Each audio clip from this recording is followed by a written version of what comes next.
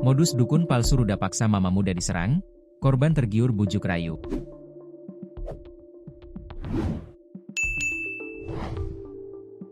Seorang mama muda berinisial R, 21, asal Kota Serang, Banten, menjadi korban rudapaksa dukun palsu berinisial DAS, 30.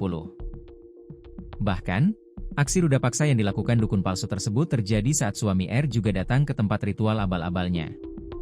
DAS merudapaksa R dengan iming-iming membersihkan aura kotor di dalam tubuh R, agar kehidupannya bisa berubah, terutama dalam segi ekonomi.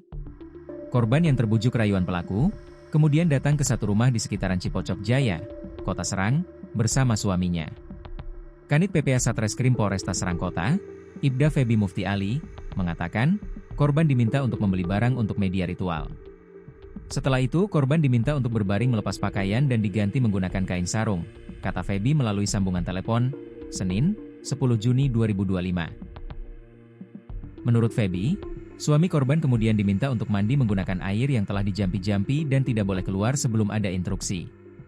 Saat melakukan ritual itu, korban dicabuli dan dirudapaksa oleh DAS. Setelah melampiaskan nafsunya, pelaku menyebut jika aura kotor ada di tubuh korban, katanya.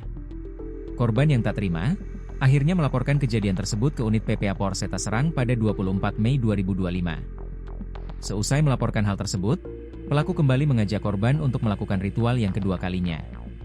Sehingga korban dan pelaku janjian pada pukul 1 WIB untuk melakukan ritual kedua pada Kamis 5 Juni 2025. Saat pelaku melakukan ritual kepada korban, unit PPA Polresta Serang didampingi RT dan warga setempat melakukan penggerebekan.